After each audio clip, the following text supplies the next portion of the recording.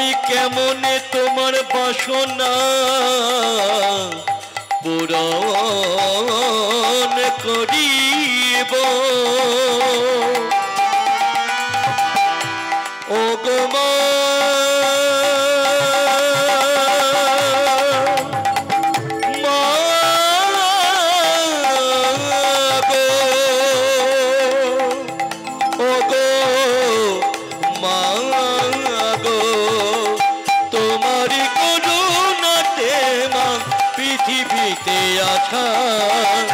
তোমারি করুণাতে মা পৃথিবীতে আসা তোমারি করুণাতে মা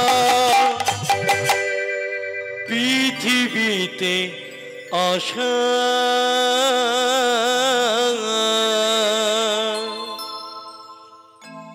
বাবা মার মনের স্বপ্নগুলোকে পূরণ করতে গেলে যদি কোনো সন্তানের চোখে জল চলে আসে না, সে বাবা মার কোনো দিনের জন্য তাদের মনের কথাগুলোকে জানায় না। হাজার কষ্ট হয়, হাজার যন্ত্রণা হয়, কোনো দিনের জন্য সন্তানদের ঘরে জানায় না। কারণ বাবা মা চিন্তা করে আজকে আমি কাঁদি, আমার কোনো দুঃখ নেই, কিন্তু আমার সন্তানের চোখে জল পড়বে এটা তো আমি দেখতে পারি না। মা মা মা তুমি একটা কথা বলি শোনো মা, তুমি আজকে এইভাবে কষ্ট পেও, আজকে তোমাকে অতটা দূর রাস্তা হেঁটে হেঁটে যেতে হবে না। আমি জানি যে বাবা মার আশীর্বাদ যদি কোনো সন্তানের উপরে থাকে, সর্ববিপদ থেকে সন্তান আজকে উদ্ধার হতে পারে। কোনো দিনের জন্য সেই সন্তানের সামনে বিপদ আসতে পারে না। কিন্তু একটা কথা, আজকে তুমি ঘরেতে থাকো, আমি যাচ্ছি সেই দক্ষিণ বঙ্গোপ থেকে গঙ্গাকে টানতে টানতে শান্তিপুরে নিয়ে আসবো। মা পারবি বাবা? সেই দক্ষিণ বঙ্গোপ থেকে গঙ্গাকে টানতে টানতে শান্তিপুরে নিয়ে আসতে পারবো মা? তুমি আমাকে আশীর্বাদ করো। এবার এই অদ্বৈত কি করেছে, মায়ের আশীর্বাদ নিয়ে মায়ের চরণে প্রণাম করে শান্তিপুরের ঘাটেতে দাঁড়িয়ে আজকে অদ্বৈত প্রভু হুঙ্কার দিয়ে চিৎকার করে ডেকে উঠেছে, হে মা পতিত পাবনী গঙ্গে, হে মা জগৎ জননী, আমার মায়ের ইচ্ছা পূরণ করতে তোমাকে শান্তিপুরে আসতে হবে মা, আসতে হবে মা, আসতে হবে মা। পতিত পাবনী গঙ্গে শান্তি দায়িনী গঙ্গে মকর বাহিনী গঙ্গে পতিত পাবনী গঙ্গে, পতিত পাবনী গঙ্গে শান্তি দায়িনী গঙ্গে মকর বাহিনী গঙ্গে পতিত পাবনী গঙ্গে, পতিত পাবনী গঙ্গে শান্তি দায়িনী গঙ্গে মকর বাহিনী গঙ্গে পতিত পাবনী গঙ্গে, পতিত পাবনী গঙ্গে জগত জননী গঙ্গে মকর বাহিনী গঙ্গে পতিত পাবনী গঙ্গে মা। হে মা সুরে সরি গঙ্গে মা গো, হে মা সুরে সরি গঙ্গে মা গো, হে মা সুরে সরি গঙ্গে মা গো, হে মা সুরে সরি গঙ্গে পতিত পাবনী গঙ্গে মা গো শান্তি দায়িনী গঙ্গে মকর বাহিনী গঙ্গে পতিত পাবনী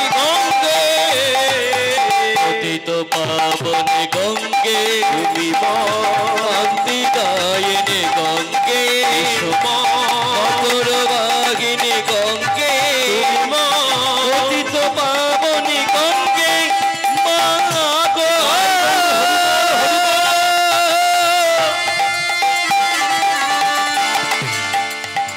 হে মা পতিত পাবনী মা গঙ্গে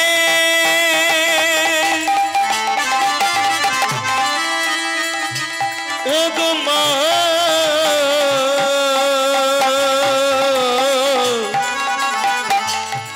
মা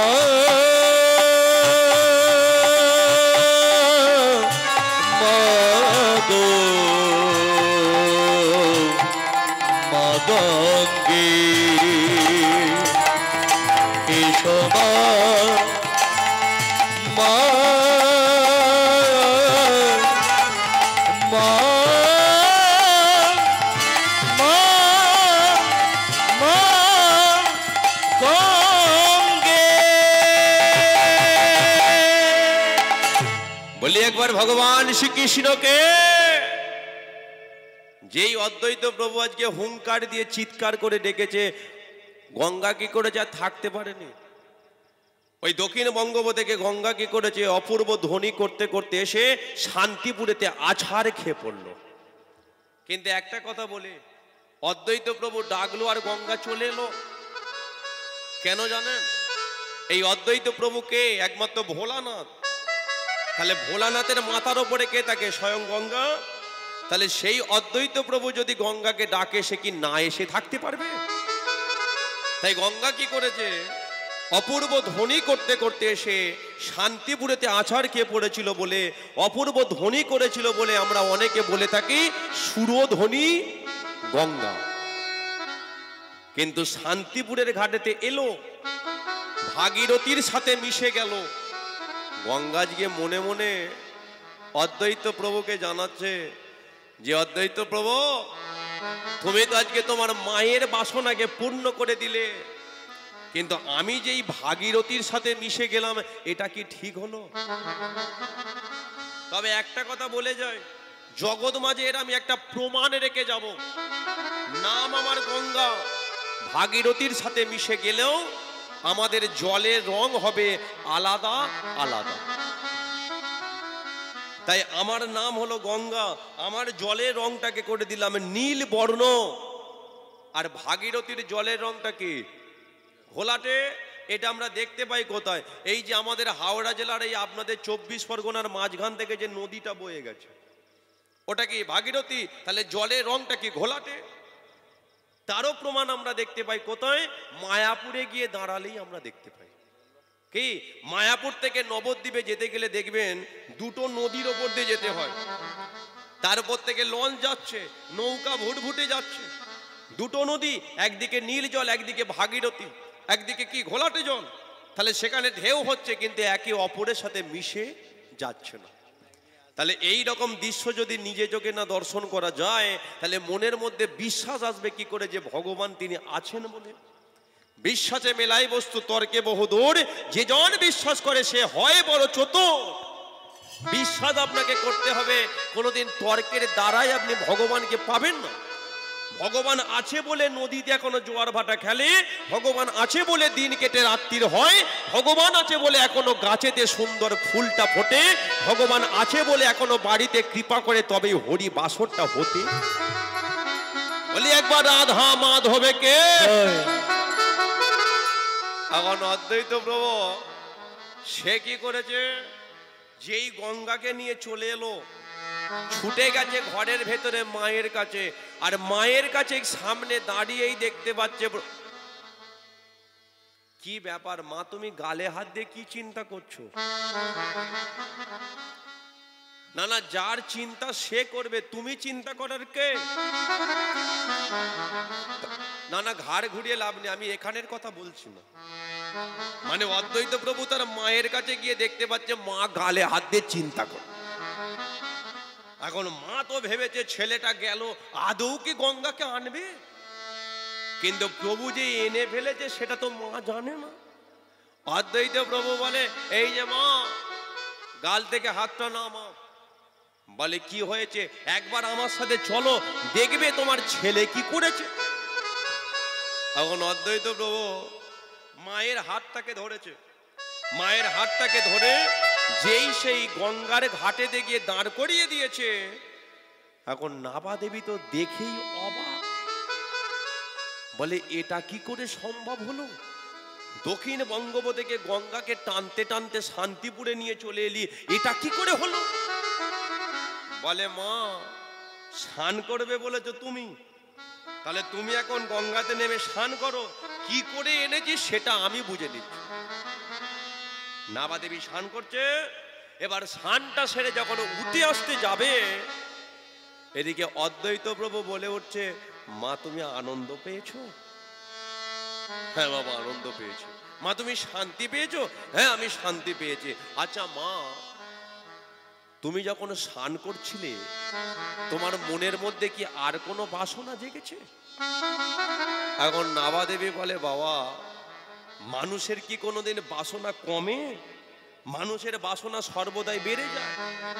যার আজকে দেখবে 500 টাকা ইনকাম, সে কিন্তু কোনোদিন দেখে না যে 200 টাকা ইনকাম করে। কে? যার 500 টাকা ইনকাম, তার বাসনা তৈরি হয়ে গেছে যে 2000 টাকা ইনকাম করে তার দিকে তাকিয়ে থাকে। যার 2000 টাকা ইনকাম, সে 500 টাকা ব্যক্তিটার দিকে তাকায় না, যে 5000 টাকা ইনকাম করে তার দিকে তাকিয়ে থাকে।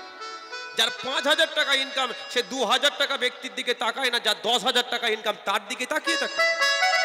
তাহলে মানুষের কি করে, স্বপ্ন কোনোদিন কমে না, বাসনা কোনোদিন কমে না, সর্বদাই আজকে ঊর্ধ্বগামী হয়।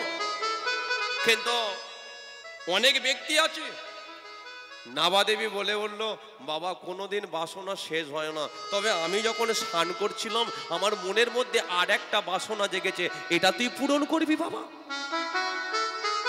অদ্বৈত প্রভু বলে, বলো মা তোমার কি বাসনা জেগেছে? এখন নাভা দেবী বলে, যেমনি করে দক্ষিণ বঙ্গোপ থেকে গঙ্গাকে নিয়ে এলি শান্তিপুরে, ঠিক তেমনি করে তুই পারবি না বাবা। একবারে আন্না ডেকে অতীত পাবনকে, আন্না ডেকে অতীত পাবনকে, আন্না ডেকে অতীত পাবনকে, এই বাসনা আমার মনে, অন্ন ডেকে অতীত পাবনকে, এই বাসনা আমার মনে, অন্ন ডেকে অতীত পাবনকে। আপনারা একটা কথা বলুন তো, যে ভগবানকে ডাকলেই কি চলে আসবে? সেটা যদি হতো তাহলে প্রতিদিন ভক্তরা ভগবানকে সামনে দর্শন করত। কি বাবা, তাই তো? তাহলে হরিবাসনের করার দরকার হতো না। ভগবানকে পেতে গেলে চাই কৃষ্ণ প্রেম ভক্তি, নয়নে দুফোঁটা জল, ডাকার মতো ডাকলে পরে তবেই ভগবান ভক্তের দ্বারে এসে দাঁড়ায়। ডাকার মধ্যে যদি ভুল রয়ে যায়, ভগবান কোনোদিন ভক্তের দ্বারে এসে দাঁড়ায় না। কিন্তু অদ্বৈত প্রভু বলছে যে মা তুমি স্নান করেছো, বাড়ি যাও, তারপর আমি দেখছি কি করতে পারি। এখন অদ্বৈত প্রভু মনে মনে চিন্তা করলো কি করে প্রভুকে আনা যাবে মর্তের মাটিতে।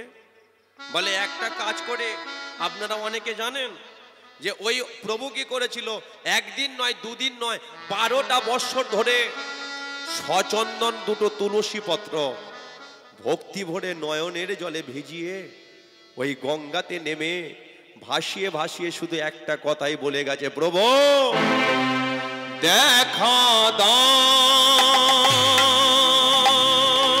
দেখা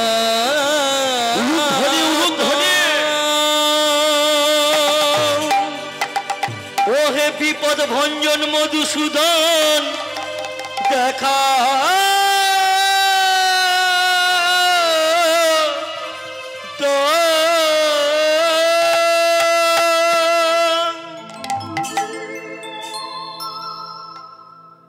অদ্বৈত প্রভু একদিন ডাকলো, দুদিন ডাকলো, কিন্তু ডাকা সে বন্ধ করেনি। ওই ভক্তি ভরে চোখের জলে দুটো তুলসী পত্র প্রতিটা দিন আজকে গঙ্গার জলে ভাসিয়ে ডেকে গেছে। দেখতে দেখতে 12টা বৎসর হয়ে গেল। আর 12টা বৎসর পরে ভগবানের কৃপা হলো, অদ্বৈত প্রভু একটা বিস্ময়কর ঘটনা দেখলো। কি দেখলো? নিত্য নিত্য তুলসী পত্র আমি ভাসিয়ে গেছে, গঙ্গার যেদিকে স্রোত সেদিকে ভাসতে ভাসতে চলে গেছে। কিন্তু আজকে দেখতে পাচ্ছি গঙ্গার স্রোতের উল্টো দিকে তুলসী পত্র ভাসতে ভাসতে চলে যাচ্ছে। দেখি আজকে তুলসী পত্রগুলো কোথায় যায়। অদ্বৈত প্রভু কি করেছে? শান্তিপুরের ঘাট দিয়ে ছুটেছে। ওই তো নদীয়ার ঘাট, নদীয়ার ঘাটেতে দাঁড়ালো না। ওই তো শান্তিপুরের ঘাট, শান্তিপুরের ঘাটে দাঁড়ালো না। ওই তো নবদ্বীপের ঘাট, নবদ্বীপের ঘাটে অগণিত সুন্দরী রমণীরা। অদ্বৈত প্রভু এখন দেখতে পাচ্ছে শান্তিপুর থেকে ছুটতে ছুটতে এসে নবদ্বীপের ঘাটের কাছে দাঁড়িয়েছে। দাঁড়িয়েই দেখতে পাচ্ছে নবদ্বীপের ঘাটে অগণিত সুন্দরী রমণীরা নেমে স্নান করছে। এখন অদ্বৈত প্রভু তীর থেকে দেখতে পাচ্ছে তারই মধ্যে একটা অপরূপা সুন্দরী রমণীর চারিদিকে তুলসী পত্র দুটো বন বন বন বন করে ঘুরতে শুরু করে দিয়েছে। কি ব্যাপার? সেই শান্তিপুর থেকে এসে যাই নবদ্বীপের ঘাটেতে ওই অপরূপা সুন্দরী রমণীর চারিদিকে ঘুরছে কেন? দেখতে পাচ্ছে সুন্দরী রমণী কি করে? সুন্দরী রমণী স্নান সেরে নয়ন দুখানা বুঝিয়ে আজমন করবে বলে যেই হাতের মধ্যে গঙ্গার জল তুলেছে, তুলসী পত্রগুলো উঠে গেছে, বুঝতে পারেনি, আজমন করছে। গোবিন্দায় নমঃ, গোবিন্দায় নমঃ, গোবিন্দায় নমঃ, গোবিন্দায় নমঃ, গোবিন্দায়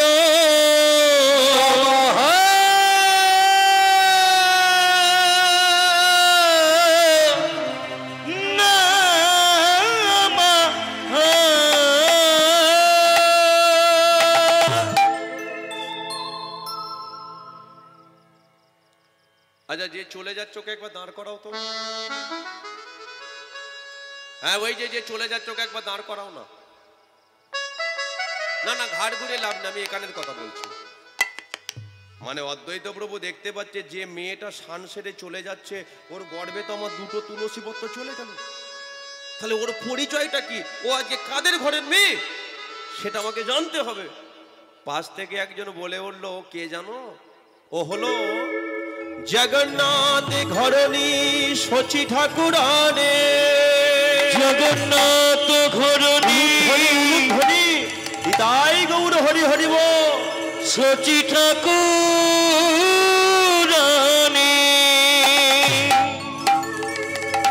জগন্নাথ ঘরণী, ও যে শচী ঠাকুরানী, জগন্নাথ ঘরণী, ও যে শচী ঠাকুরানী।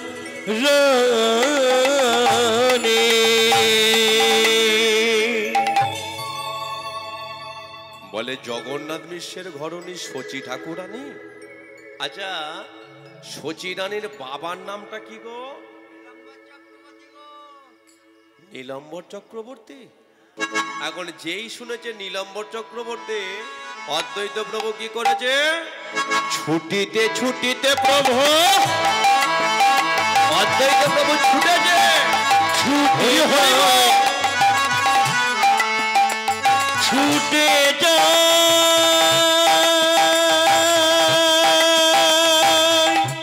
ছুটে যায় গো,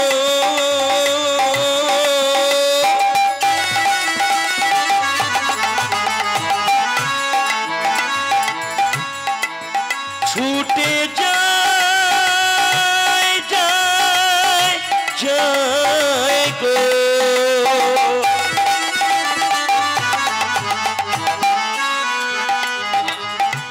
ছুটে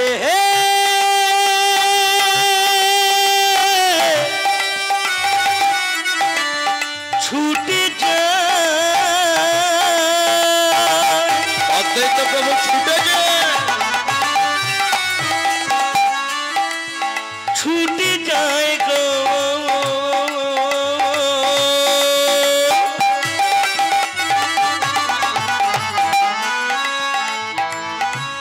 ছুটে হে ছুটে যায়।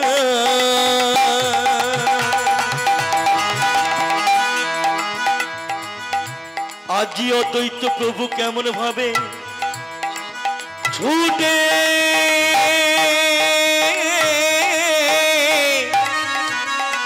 ছুটে যায়, ছুটে যায় ছুটে যায়। ছুটিতে ছুটিতে প্রভু সেই দিকে ধাইলো, ছুটিতে প্রভু সেই দিকে ধাইলো।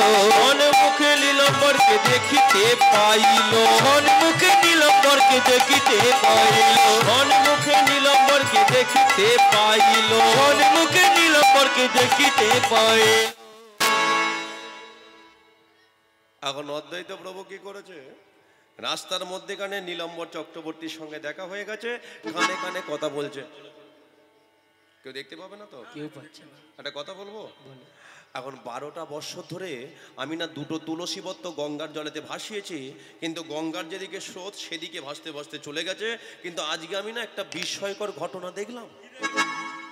এবার বুঝি কৃপা হবে, এবার বুঝি কৃপা হবে, এবার বুঝি কৃপা হবে, এবার বুঝি কৃপা হবে, মদন মোহন নেমে আসবে, এবার বুঝি কৃপা হবে, মদন মোহন নেমে আসবে, এবার বুঝি কৃপা হবে, হরি হরি হরি বলে, এবার বুঝি কৃপা হবে, হরি হরি হরি বলে, এবার বুঝি কৃপা হবে, হরি হরি হরি বলে, এবার বুঝি কৃপা, হরি হরি হরি বলে। সন্মুখে নীলম্বরকে দেখিতে পাইল, সন্মুখে নীলম্বরকে দেখিতে পাইল।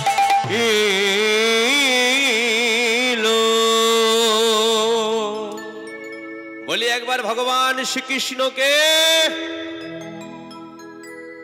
নীলম্বর চক্রবর্তী চিন্তা করছে এবার মেয়েটাকে তাহলে লক্ষ্য রাখতে হবে, কারণ ওর গর্ভে দুটো তুলসী পত্র চলে গেছে।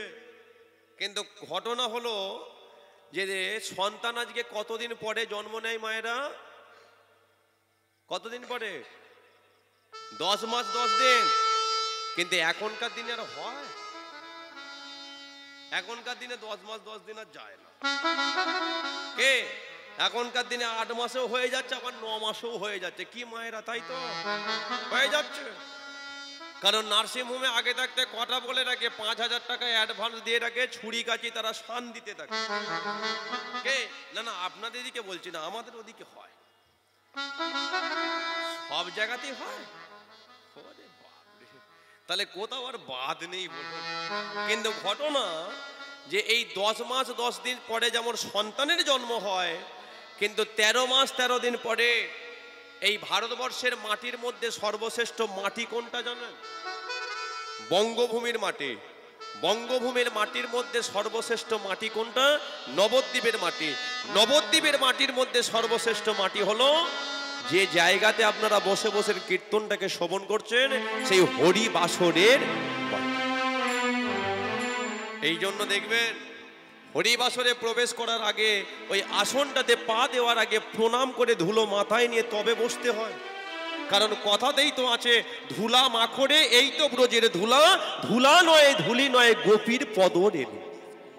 কে তাহলে আজকে এই নদিয়া নবদ্বীপের মাটিতে মহাপ্রভু প্রথম যখন এসেছিলেন, তিনি কিন্তু আজকে দাঁড়িয়েছিলেন না, ভক্তদের চরণ তলে আজকে ধুলোতে গড়াগড়ি দিয়েছিল। তাহলে ধুলোই তিনি গড়াগড়ি দিয়ে ভক্তদের ঘরে বুঝিয়ে দিল একটা কথা, আজকে তোমরা রূপের অহংকার করছো, যৌবনের অহংকার করছো, সুন্দর সুন্দর রং বেরঙের তুমি শাড়ি পরছো, কিন্তু যেদিনকে চলে যেতে হবে সাদা থান ছাড়া রঙিন শাড়ি তোমাকে দেবে না। কি দেবে? কি দেবে না?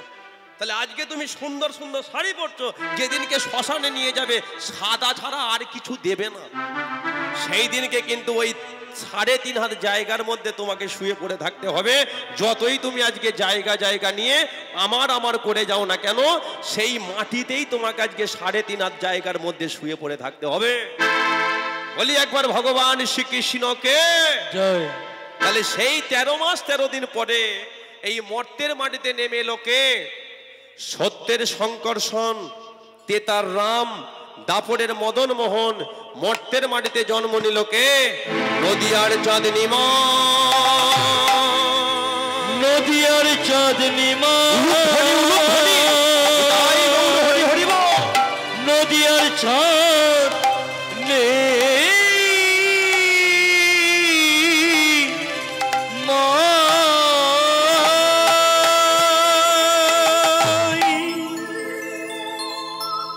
তাহলে 13 মাস 13 দিন পরে মর্তের মাটিতে নেমে এলো নদিয়ার চাঁদনি মায়। কিন্তু এবার আপনারা বলুন, এতক্ষণ ধরে কীর্তনটা শ্রবণ করছেন তো, তাহলে অদ্বৈত প্রভু কি এমন করলো যার কারণে নদিয়ার চাঁদ নিমাই মর্তের মাটিতে নেমে এলো? একটাই কারণ, যেটা হলো দুটো তুলসী পত্র একদিন নয় দুদিন নয় 12টা বৎসর ধরে শুধু গঙ্গাতে ভাসিয়ে গেছে। তাহলে সেই তুলসীর কারণেই আজকে চলে এলো নদিয়ার চাঁদ নিমাই। তাই অদ্বৈত প্রভু মনের আনন্দে ছুটে গিয়ে তুলসী মাকে জড়িয়ে ধরেছে, আর ওই তুলসী মাকে জড়িয়ে ধরে তুমি মা নম নম তুলসী কৃষ্ণ প্রেয়সী, রাধা কৃষ্ণের চরণ পাবো এই অভিলাষে। নম নম তুলসী কৃষ্ণ প্রেয়সী, রাধা কৃষ্ণের চরণ পাবো এই অভিলাষে।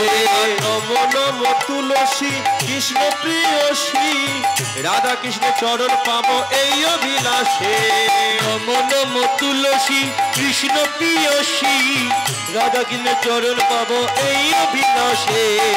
যে বাতার নামে লয় মনোবাঞ্ছা পূরণ হয়, যে বাতার নাম লয় মনোবাঞ্ছা পূরণ হয়, যে বাতার নামে লয় মনোবাঞ্ছা পূরণ হয়, যে বাতার নাম লয় মনোবাঞ্ছা পূরণ হয়। নয়নে দিও সদাই যুগল রাশি, নম নম তুলসী কৃষ্ণ প্রেয়সী, রাধা কৃষ্ণের চরণ পাবো এই অভিলাষে। নম নম তুলসী কৃষ্ণ প্রেয়সী, রাধা কৃষ্ণের চরণ পাবো এই অভিলাষে। রাধা কৃষ্ণের চরণ পাবো এই অভিলাষে, রাধা কৃষ্ণের চরণ পাবো এই অভিলাষে। রাধা কৃষ্ণের চরণ পাবো